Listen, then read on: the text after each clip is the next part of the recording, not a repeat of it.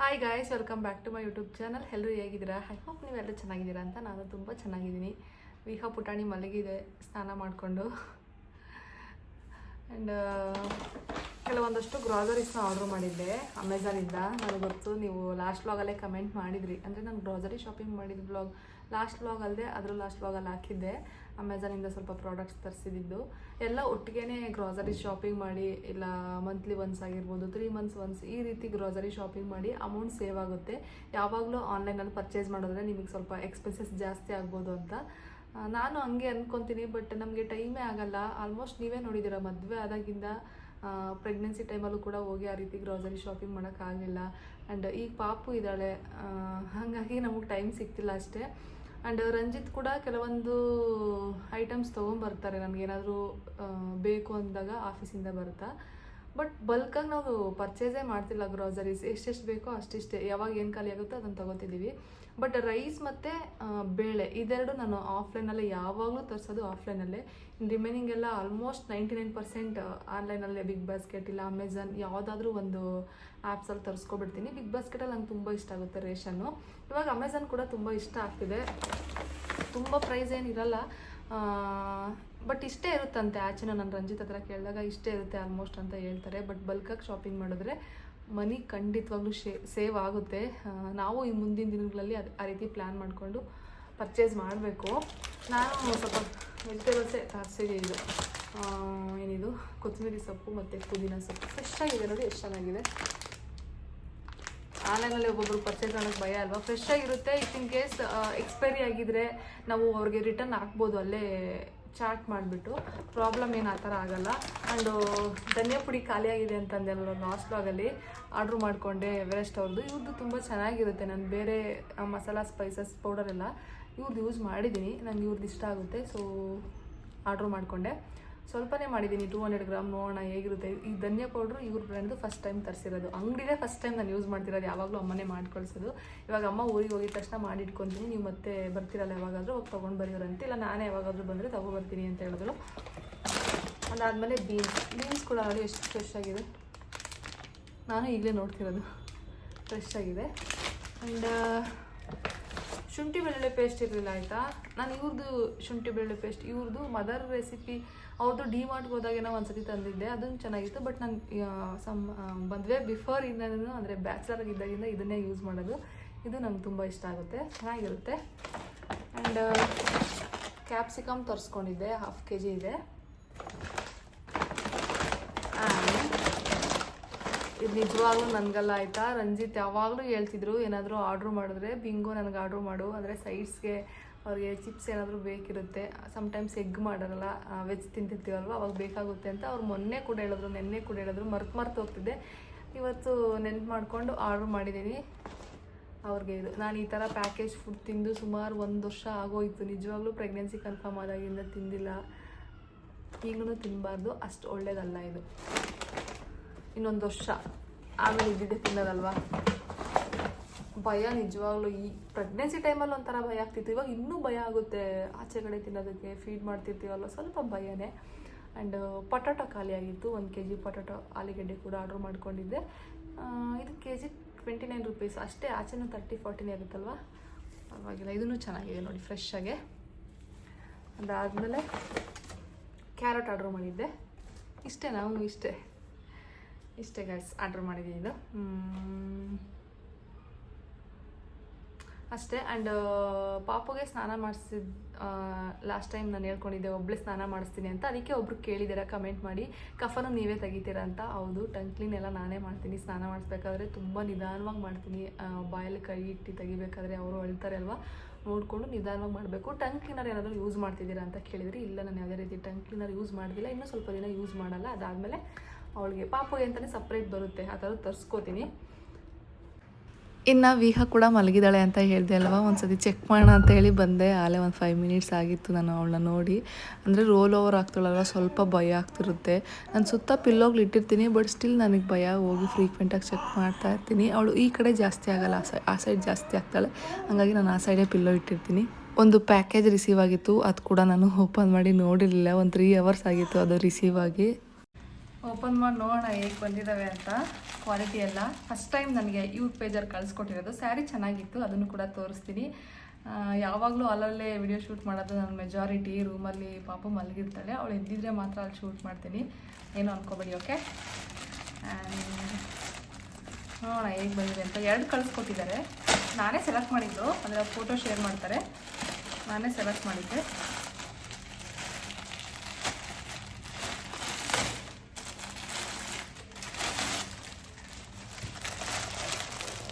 ನನ್ನ ಹತ್ರ ಈ ಕಲರ್ ಇರಲಿಲ್ಲ, ಪರ್ಪಲ್, ಅದಕ್ಕೆ ಇದನ್ನು ಸೆಲೆಕ್ಟ್ ಮಾಡಿದ್ದೆ. ಆ್ಯಂಡ್ ಇದು ಯಾವುದೋ ಕ್ಯೂಟಾಗಿ ಸ್ಟ್ರಾಬೆರಿದು ಈ ಥರನೂ ಇರಲಿಲ್ಲ ಅಂದ್ಬಿಟ್ಟು ಇದನ್ನು ಸೆಲೆಕ್ಟ್ ಮಾಡಿದ್ದೆ.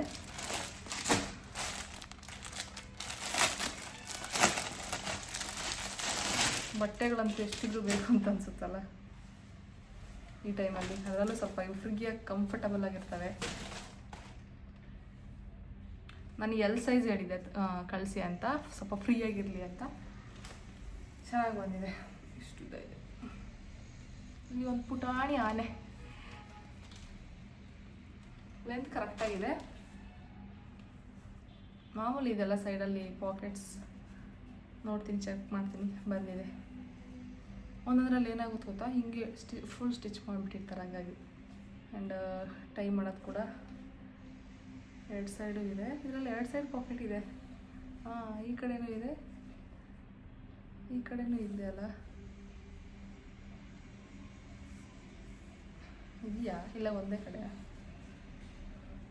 ನಿಮಿಷ, ಒಂದೇ ಕಡೆನೇ, ನಾನೇ ಕನ್ಫ್ಯೂಸ್ ಆದೆ. ಒಂದೇ ಕಡೆ ಇರೋದು.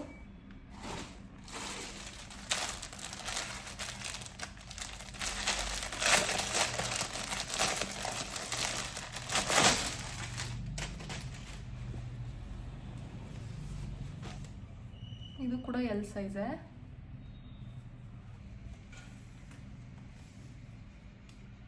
ಬೆಳಿಗ್ಗೆ ಅವಲೇ ಬಂದು ಒಂದು 3 ಅವರ್ಸ್ ಮೇಲಾಯಿತು. ಏನಂದರೆ ಮಾರ್ನಿಂಗ್ ಟೈಮ್ ನಾನು ಸ್ವಲ್ಪ ಬ್ಯುಸಿ ಇರ್ತೀನಿ, ಒಂದು 12-1 ಗಂಟೆವರೆಗೂ.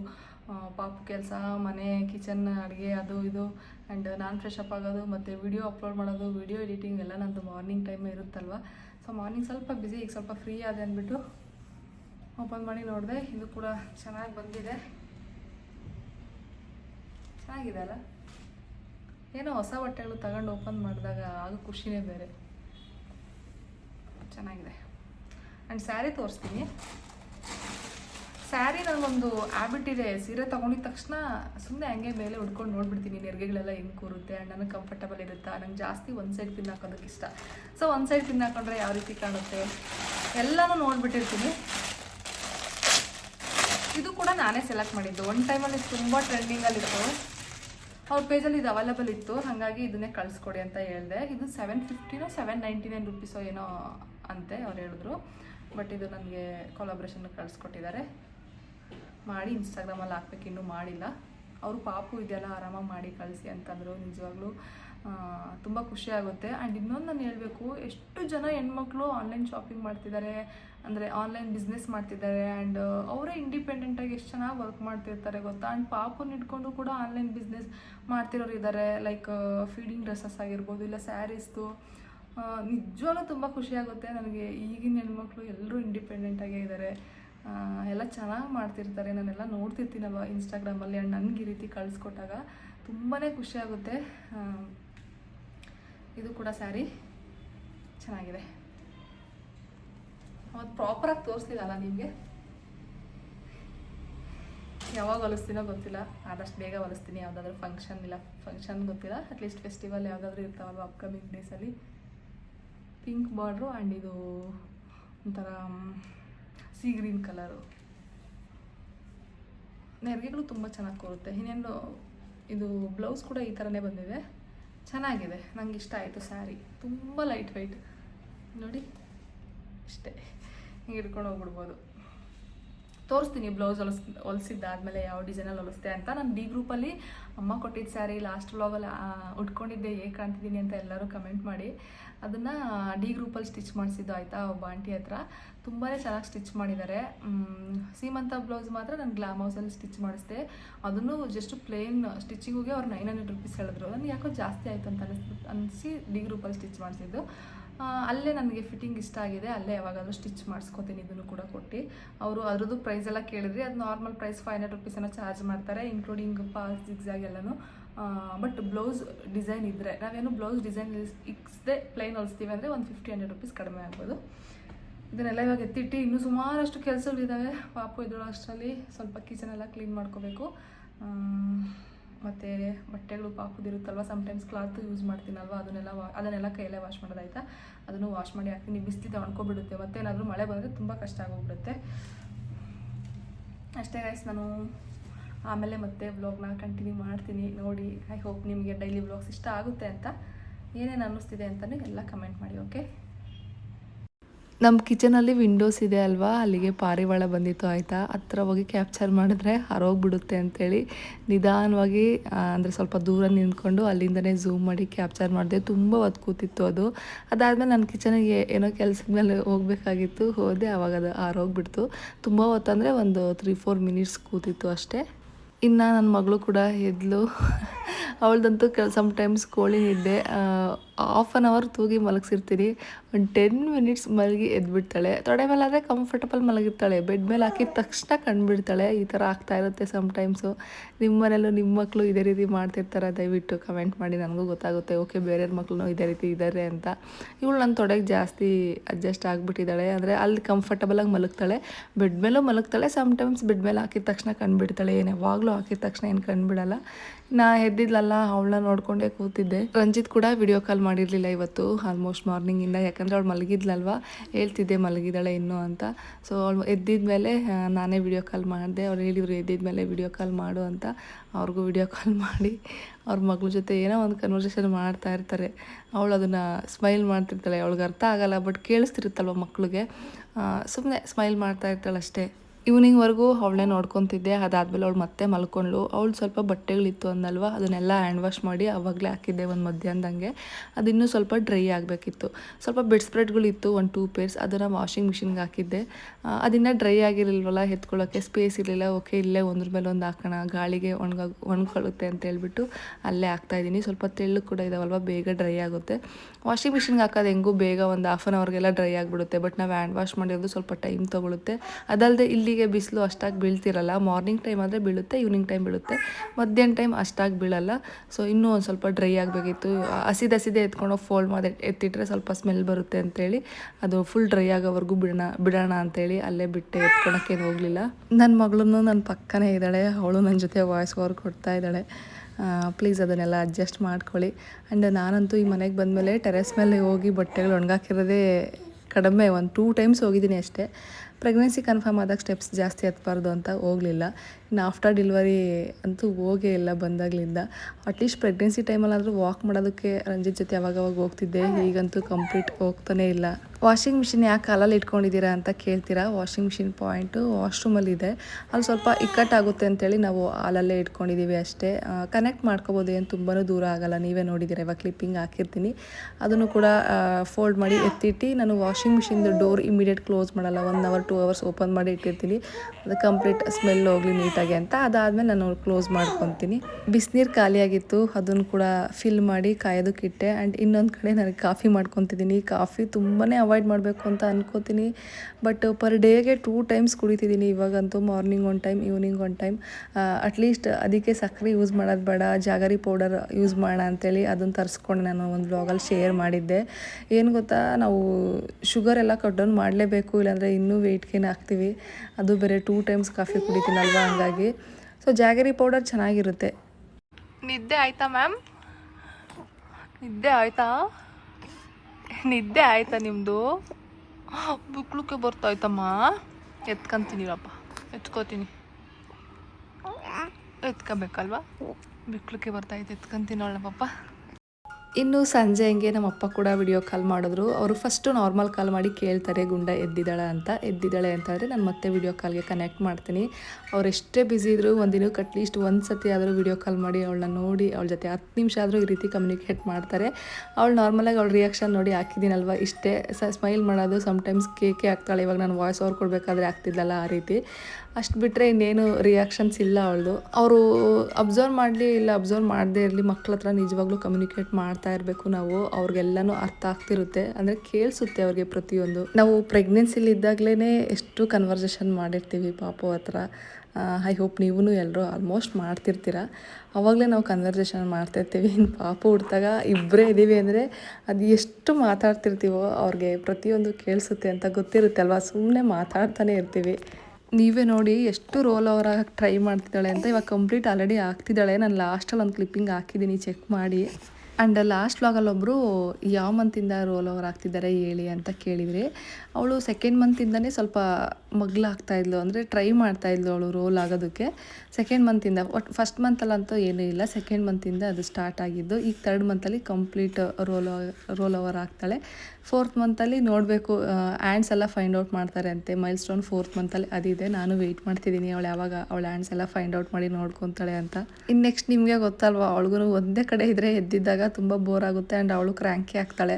ಹಂಗಾಗಿ ಸ್ವಲ್ಪ ಹೊತ್ತು ರಾಕರಲ್ಲಿ ಹಾಕಿ ಅದು ಮ್ಯೂಸಿಕ್ಸ್ ಎಲ್ಲ ಇರ್ತೈತಲ್ವ, ಅದನ್ನು ಆನ್ ಮಾಡ್ತೀನಿ. ಅದನ್ನು ನೋಡ್ತಾ ಅವಳು ಎಂಜಾಯ್ ಮಾಡ್ತಿರ್ತಾಳೆ ಸ್ಮೈಲ್ ಮಾಡಿಕೊಂಡು. ನಾನು ಅಲ್ಲೇ ಕೂತಿದ್ದೀನಿ ಅಂದರೆ ಸುತ್ತ ನನ್ನೇ ನೋಡ್ತಾ ಇರ್ತಾಳೆ. ಸೊ ನಾನು ಹಂಗಾಗಿ ಅವಳನ್ನ ಅಲ್ಲಿ ಹಾಕ್ಬಿಟ್ಟು ಸ್ವಲ್ಪ ದೂರದಲ್ಲಿ ಕೂತ್ಕೋತೀನಿ. ಅದಾದಮೇಲೆ ನೆಕ್ಸ್ಟ್ ನಾನು ತೊಟ್ಲಲ್ಲಿ ಹಾಕ್ತೀನಿ. ಅದು ಮ್ಯೂಸಿಕ್ ಬೆಡ್ ಬೆಲ್ ಅಂತ ತೊಗೊಂಡಿದ್ದೀನಿ ಅಂತ ಹೇಳ್ದೆ ಅಲ್ವಾ ಅಮೆಝಾನಿಂದ. ಅದನ್ನು ಅಷ್ಟೇ ತುಂಬ ಚೆನ್ನಾಗಿ ಎಂಜಾಯ್ ಮಾಡ್ತಾಳೆ. ಇದು ಯಾವ ರೀತಿ ಮ್ಯೂಸಿಕ್ ಬರುತ್ತೆ ಅಂತ ಅಂದ್ಬಿಟ್ಟು ಸ್ವಲ್ಪ ನಾನು ಅನ್ಮ್ಯೂಟ್ ಮಾಡಿ ಆ ಮ್ಯೂಸಿಕ್ನು ಕೂಡ ಆ್ಯಡ್ ಮಾಡ್ತೀನಿ. ಚೆಕ್ ಮಾಡಿ ಇದನ್ನು ತುಂಬ ಚೆನ್ನಾಗಿ ಅಬ್ಸರ್ವ್ ಮಾಡಿಕೊಂಡು ಇಲ್ಲೂ ಸ್ವಲ್ಪ ಹೊತ್ತು ಆಟಾಡ್ತಾಳೆ. ಎಷ್ಟೇ ಅಂದರೂ ಮ್ಯಾಕ್ಸಿಮಮ್ ಅವಳೆಲ್ಲ ಕಡೆ ಒಂದು 30 ಮಿನಿಟ್ಸ್ ಇರೋದು ಹೆಚ್ಚು ಅಷ್ಟೇ, ಆಮೇಲೆ ಅಳ್ತಾಳೆ.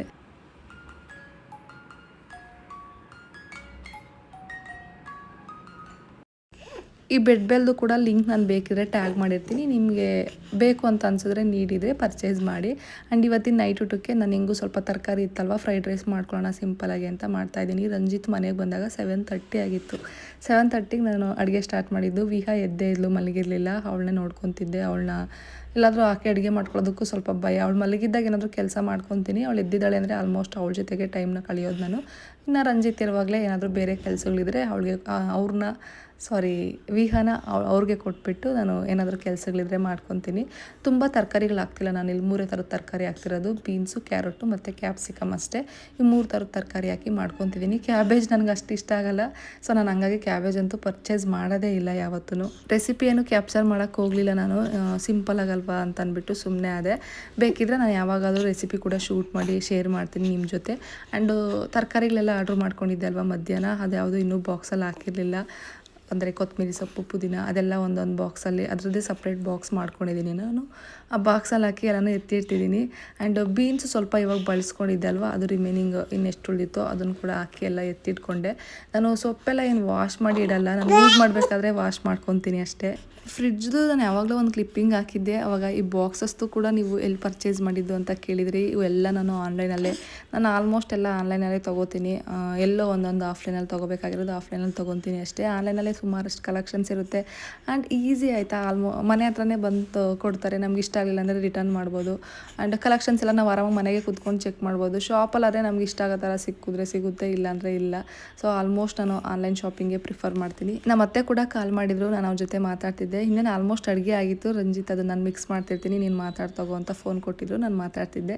ಅದಾದಮೇಲೆ ಅಡುಗೆ ಆಯಿತು, ಅವ್ರಿಗೆ ಹಾಕ್ಕೊಟ್ಟೆ. ಫಸ್ಟ್ ಅವರು ಊಟ ಮಾಡಿದ್ದಾದಮೇಲೆ ನೆಕ್ಸ್ಟ್ ನಾನು ಊಟ ಮಾಡಿದೆ. ಬಿಕಾಸ್ ಮಗಳಿದ್ದಿಲ್ಲಲ್ವ, ಅವಳನ್ನೇ ನೋಡ್ಕೊತಾ ಇದ್ದೆ. ಒಂದು 10 ಗಂಟೆಗೆ ಅವಳು ಮಲ್ಕೊಂಡ್ಲು. ಸೊ ಅವಳು ಮಲಗಿದ್ದಾದಮೇಲೆ ರಂಜಿತ್ ಮ್ಯಾಂಗೋಸ್ ತೊಗೊಂಡು ಬಂದಿದ್ರು, ಅದನ್ನು ಕಟ್ ಮಾಡಿ ಕೊಡ್ತಿದ್ದಾರೆ. ಏನಂದರೆ ನೈಟ್ ಟೈಮ್ ಫ್ರೀಕ್ವೆಂಟಾಗಿ ಎದ್ದೊಳ್ತಾನೆ ಇರ್ತೀವಿ. ಅಟ್ಲೀಸ್ಟ್ ಒಂದು 3 ಟೈಮ್ಸ್ ಆದರೂ ನೈಟ್ ಟೈಮ್ ಎದ್ದಿರ್ತೀನಿ. ಹಸುವಾಗ್ತಿರುತ್ತೆ, ಫ್ರೂಟ್ಸ್ ತಿಂದು ಮಲ್ಕೊಂಡ್ರೆ ನಿಮಗೂ ಆರಾಮ ಅಂತ ಅನ್ಸುತ್ತೆ ಅಂದ್ಬಿಟ್ಟು ಅವ್ರು ಎವ್ರಿಡೇ ಮಲಗಬೇಕಾದ್ರೆ ಏನಾದರೂ ಒಂದು ಫ್ರೂಟ್ನ ಕಟ್ ಮಾಡಿ ಕೊಡ್ತಾರೆ. ನೀವು ಏನು ಆಟ ಆಡ್ತಿದ್ದೀರಾ ಮಗಳೇ? ಓ ಹನು,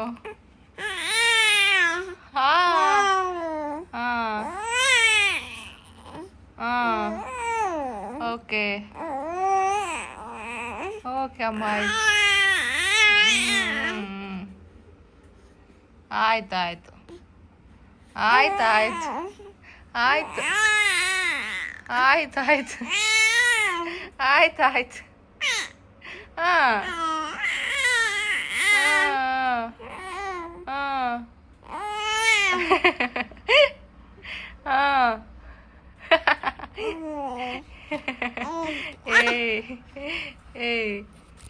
ಅವಳು ಆ್ಯಕ್ಚುಲಿ ಆಟ ಆಡ್ತಿರೋದು ಆ ಥರ ಸೌಂಡ್ ಮಾಡಿಕೊಂಡು. ನಮ್ಮದು ಅಂದರೆ ನನ್ನ ಮಗಳದು ಇವತ್ತು ಸ್ನಾನ ಕೂಡ ಲೇಟ್ ಆಯಿತು ಗೈಸ್, ಯಾಕಂದರೆ ಅವಳು ಎದ್ದಿದ್ದೆ ಲೇಟು.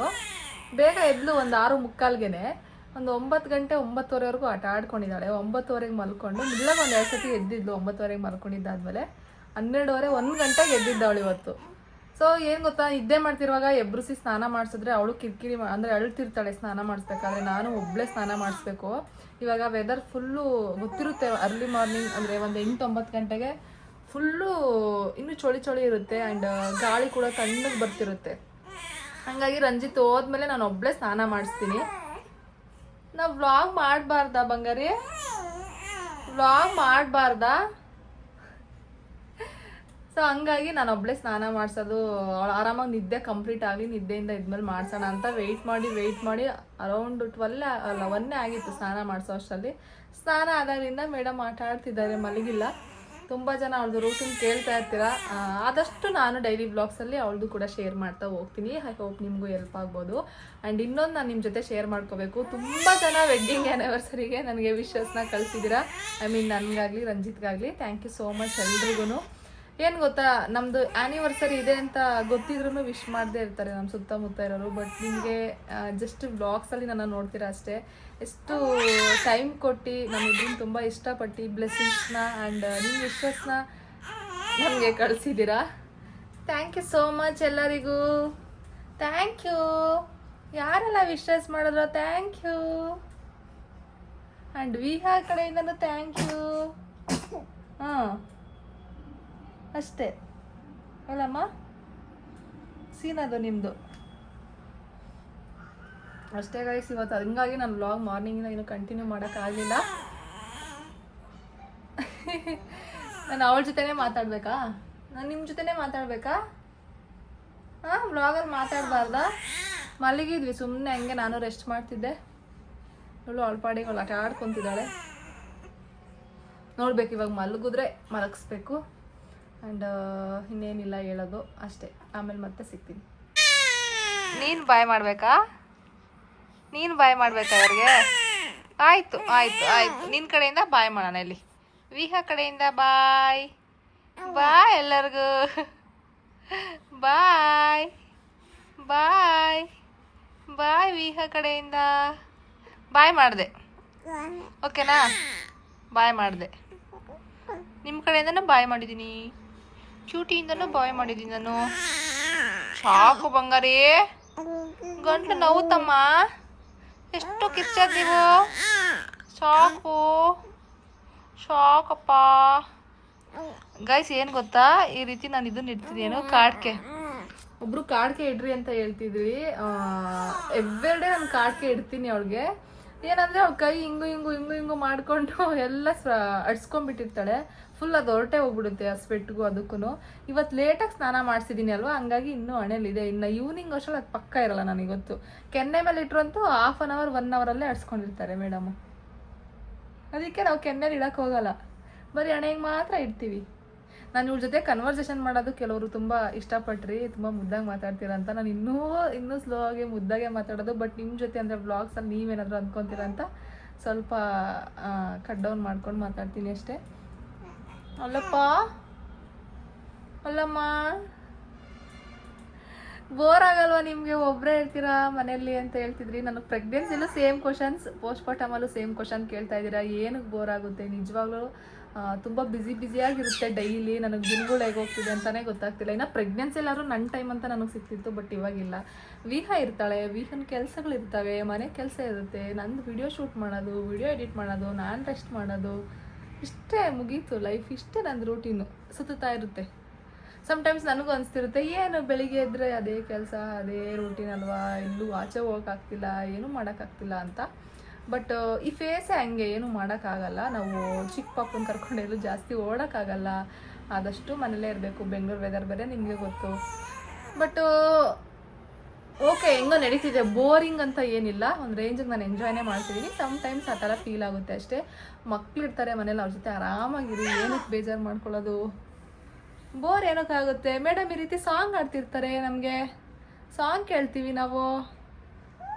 ನಾನು ವೀಕ ವಾಕಿಂಗ್ ಮಾಡ್ತೀವಿ ಅಲ್ಲ ಬಂಗಾರಿ, ವಾಕಿಂಗ್ ಮಾಡ್ತೀವಿ ಅಷ್ಟೇ. ಇಬ್ಬರು ಇರ್ತೀವಿ ಅಲ್ಲಮ್ಮ ಅಲ್ವಾ? ಹಿಂಗೆ ನೋಡ್ತೀವಿ ಅಲ್ಲಮ್ಮ. ಯಾರನ್ನ ನೋಡ್ತಿರೋದು ನೀವು? ಯಾರನ್ನ ನೋಡ್ತಿದ್ದೀರಾ? ಓಹೋ, ಹೀಗೆ ನೋಡಿದ್ರ ನೀವು ನನ್ನ? ಹಾಂ ಓಕೆ. ಮೇಡಮ್ಗೆ ಅವಲೇ ಬೋರ್ ಆಗ್ತಿದೆ, ಅದಕ್ಕೆ ಆಚೆ ಕರ್ಕೊಂಡು ಹೋಗ್ತಾ ಇದ್ದೀನಿ ಗೈಸ್ ವಾಕ್ ಮಾಡೋಕ್ಕೆ. ವೆದರ್ ತುಂಬ ಚೆನ್ನಾಗಿದೆ, ಅಷ್ಟೇನು ಬಿಸಿಲಿಲ್ಲ. ಸುಮ್ಮನೆ ಮನೆ ಮುಂದೆ ಒಂದು 10 ಮಿನಿಟ್ಸ್ ವಾಕ್ ಮಾಡಿಕೊಂಡು ಕರ್ಕೊಂಬರೋದು. ಬಂಗೋಡಿನು ಕೊತ್ತು ನಿಲ್ಲುತ್ತಾ ಅಂತ ತುಂಬ ಜನ ಕೇಳ್ತೀರಾ. ಹೌದು, ಒಂದು ರೇಂಜಿಗೆ ನಿಲ್ಲುತ್ತೆ ಇವಳ್ದು ನೋಡಿ, ಒಂದು ರೇಂಜಿಗೆ ನಿಲ್ಲುತ್ತೆ. ಯಾರು ಇನ್ನೂ ನಿಲ್ತಿಲ್ಲ, 3rd ಮಂತ್, ಇವಾಗ 3rd ಮಂತ್ ಕಂಪ್ಲೀಟ್ ಆಗಿದೆ, ಆದರೂ ನಮ್ಮ ಪಾಪದ ಕತ್ತೆ ನಿಲ್ತಿಲ್ಲ ಅಂತ ಕೇಳ್ತಿರ್ತೀರಲ್ವ. ಸ್ವಲ್ಪ ಟೈಮ್ ಜಾಸ್ತಿ ಮಾಡಿಸಿ ಅಷ್ಟೇ, ಬೇಗ ನಿಲ್ಲುತ್ತೆ. ಹೊರಿಯೇನಾಗಬೇಡಿ, ನಿಲ್ಲುತ್ತೆ. ಒಬ್ಬೊಬ್ರಿಗೆ 4th ಮಂತಲ್ಲಿ ನಿಲ್ಲುತ್ತೆ. ಟೈಮ್ ತೊಗೊಳುತ್ತೆ. ಟೈಮ್ ಸ್ವಲ್ಪ ಜಾಸ್ತಿ ಮಾಡಿಸ್ತಾ ಇರಿ, ಆದಷ್ಟು ಬೇಗ ನಿಲ್ಲುತ್ತೆ ಅಷ್ಟೇ. ಹಿಂಗೆ ಗುದ್ದುತ್ತಾಳೆ ನನ್ನ, ಹಿಂಗೆ. ಇವಾಗ ಎತ್ಕೊಂಡು ಹೋಗ್ಬೇಕು ನಾವು. ಹೋಗೋಣ. ಚುಕೋ ಲಕ್ಕ ಪುಂಗೂಡಿರು. ಇನ್ನೂ ಸ್ವಲ್ಪ ಹೊತ್ತು ವಾಕಿಂಗ್ ಎಲ್ಲ ಮಾಡ್ಕೊಂಡು ಬಂದ್ವಿ. ಅವಳ್ದು ಇವಾಗ ನಿದ್ದೆ ಟೈಮು ನನಗೆ ಆಲ್ರೆಡಿ ಗೊತ್ತಾಗುತ್ತೆ. ಅಂದರೆ ಸ್ವಲ್ಪ ಅಳ್ತಾಳೆ, ನಿದ್ದೆ ಬಂದರೆ ಹಸುವಾದಾಗ ಅಳ್ತಾಳೆ, ಆ ಸೈನ್ ನನಗೆ ಗೊತ್ತಾಗುತ್ತೆ. ಸೊ ಮಲಗ್ಸೋಣ ಅಂತ ಅಂದ್ಬಿಟ್ಟು ರೂಮ್ಗೆ ಎತ್ಕೊಂಡು ಬಂದೆ. ಮಲಗ್ತಾಳೆ ಇನ್ನೇನು ಇವಾಗ. ಎಷ್ಟು ಮಾತಾಡ್ತಾಳೆ ಸಮ್ಟೈಮ್ಸ್ ಅಂತಂದರೆ ನಮ್ಮನ್ನೇ ಅಬ್ಸರ್ವ್ ಮಾಡಿ, ಅಂದರೆ ಮಾತಾಡೋದಕ್ಕೆ ಟ್ರೈ ಮಾಡೋದು, ತೊದ್ಲು ಏನಾದರೂ ಒಂದು ಸೌಂಡ್ ಮಾಡೋದು, ಈ ರೀತಿ ಮಾಡ್ತಾರೆ ಅಲ್ವಾ. ಅಂದರೆ ಈಗಲೇ ಮಾತಿಗೆ ಬರ್ತಾರೆ ಮಕ್ಕಳು ಅಂತ ಹೇಳ್ತಾರೆ ಅಲ್ವಾ. ಅವಳು 2nd ಮಂತಿಂದ ಆ ರೀತಿ ಬರ್ತಿದ್ದಾಳೆ. ನಾವು ಸುಮ್ಮನೆ ಏನಾದರೂ ಮಾತಾಡ್ತಿದ್ರೆ ಅವಳು ಆವು ಅನ್ನೋದು ಸ್ಮೈಲ್ ಮಾಡೋದು ಅಷ್ಟೇ. ಇವಾಗ ಒಂದು ಫ್ಯೂ ಡೇಸಿಂದ ಈ ರೀತಿ ಟೈಮ್ ಮಾಡಬೇಕಾದ್ರೂ ಕಂಪ್ಲೀಟ್ ತಲೆ ಎತ್ತಿ ಸುತ್ತ ನೋಡ್ತಾ ಇರ್ತಾಳೆ. ನಿಜವಾಗ್ಲೂ ಎಲ್ಲ ಮೈಲ್ಸ್ಟೋನ್ಗೂ ನಾನಂತೂ ಎಕ್ಸೈಟ್ ಆಗಿದ್ದೀನಿ. ಆ್ಯಂಡ್ ಎಲ್ಲ ಮೈಲ್ಸ್ಟೋನು ಅವಳು ದಾಟಿದಾಗ ನಾನು ಅಷ್ಟೇ ಖುಷಿ ಪಟ್ಟಿದ್ದೀನಿ. ಇವತ್ತಂತೂ ಕಂಪ್ಲೀಟು ಮಳೆ ಆಯಿತಾ. ಒಂದು 2 ಅವರ್ಸ್ ಹೆಂಗೆ ಮಳೆ ಬಂತು ಅಂದರೆ ಸಿಕ್ಕಾಪಟ್ಟೆ ಮಳೆ ಬಂತು. ಆ್ಯಂಡ್ ಕರೆಂಟ್ ಕೂಡ ತೆಗೆದುಬಿಟ್ಟಿದ್ರು ಆಲ್ಮೋಸ್ಟ್ 2 ಅವರ್ಸು. ನಿಜವಾಗ್ಲೂ ಚಾರ್ಜಿಂಗ್ ಲೈಟ್ ಕೂಡ ಮನೇಲಿಲ್ಲ. ಮೊಬೈಲಲ್ಲಿ ಟಾರ್ಚ್ ಹಾಕ್ಕೊಂಡೆ ರೂಮಲ್ಲಿ ವಿಹಾನ ನೋಡ್ಕೊಂಡಿದ್ದೀನಿ. ರಂಜಿತ್ ಅದಕ್ಕೆ ಬಂದು ಹೇಳ್ತಿದ್ರು, ಫಸ್ಟು ನಾನು ಚಾರ್ಜಿಂಗ್ ಲೈಟ್ನ ತೊಗೊಂಡು ಬಂದು ಕೊಡ್ತೀನಿ, ಈಗಂತೂ ಇನ್ಮೇಲಿಂದ ಮಳೆಗಾಲ ಅಲ್ವಾ, ಕರೆಂಟ್ ಹೋಗ್ತಾ ಇರುತ್ತೆ ಫ್ರೀಕ್ವೆಂಟಾಗೆ. ಇವಳು ಎದ್ರುಕೋತಾಳೆ ಕರೆಂಟ್ ಏನಾದರೂ ಹೋದರೆ. ಮೊಬೈಲಲ್ಲಿ ಟಾರ್ಚ್ ಆನ್ ಮಾಡೇ ಇಟ್ಟಿರಬೇಕು. ಇಫ್ ಇನ್ ಕೇಸ್ ಮೊಬೈಲಲ್ಲಿ ಚಾರ್ಜ್ ಇಲ್ಲ ಅಂದರೆ ನಾನು ಹೇಗೆ ಮಾಡಬೇಕಿತ್ತು. ಹಾಗಾಗಿ ರಂಜಿತ್ ನಾಳೆ ಬರಬೇಕಾದ್ರೆ ಫಸ್ಟು ನಾನು ನಿನಗೆ ಒಂದು ಚಾರ್ಜಿಂಗ್ ಲೈಟ್ ತಂದು ಕೊಡ್ತೀನಿ ಅಂತ ಹೇಳಿದ್ರು. ಆಲ್ರೆಡಿ 8:45 ಆಗಿತ್ತು ಇವ್ರು ಬಂದಾಗ. ಇನ್ನೇನು ಅಡುಗೆ ಮಾಡ್ಸೋ ಪವರ್ ಬೇರೆ ಇಲ್ಲ, ಆಚೆ ಕಡೆನೇ ಊಟ ತೊಗೊಂಬರ್ತೀನಿ ಅಂತ ಇಷ್ಟು ತೊಗೊಂಡು ಬಂದಿದ್ದಾರೆ. ಇಷ್ಟೊಂದಂತೂ ನಿಜವಾಗ್ಲೂ ನಮ್ಮ ಕೈಲಿ ತಿನ್ನೋಕ್ಕಾಗಲಿಲ್ಲ. ನಾನು ಸ್ವಲ್ಪನೇ ತಿಂದಿದ್ದು. ನನಗೆ ಹೆಂಗೆ ಆಗೋಗಿತ್ತು ಅಂದರೆ ಫುಲ್ ಟಯರ್ಡ್ ಆಗೋಗ್ಬಿಟ್ಟಿತ್ತು. ವಿಹಾನ್ ಎತ್ಕೊಂಡು ಓಡಾಡಿ 2 ಅವರ್ಸಿಂದ. ನಿದ್ದೆ ಮಾಡಿದ್ರೆ ಸಾಕು ಇವಾಗ ಇವಳು ಮನೆ ಕಂಡಿದ್ದ ತಕ್ಷಣ ಅಂತ ವೆಯ್ಟ್ ಮಾಡ್ತಾಯಿದ್ದೆ. ಸ್ವಲ್ಪ ಲೈಟಾಗಿ ಊಟ ಮಾಡಿ ಟ್ಯಾಬ್ಲೆಟ್ ತೊಗೋಬೇಕಲ್ಲ, ಹಂಗಾಗಿ ಲೈಟಾಗಿ ತಿಂದೆ. ಅವರು ಸ್ವಲ್ಪ ತಿಂದು ಇನ್ನು ಸ್ವಲ್ಪ ಅಷ್ಟೇ, ಇನ್ನೇನು ಮಾಡೋಕ್ಕಾಗಲ್ಲ. ಆ್ಯಂಡ್ ಇದನ್ನು ಬ್ಯಾಕ್ ಪೌಚ್ ಕೂಡ ತೊಗೊಂಡು ಬಂದಿದ್ರು ಅವರು. ಚೆನ್ನಾಗಿತ್ತು ಈ ಬ್ಯಾಕ್ ಕವರು.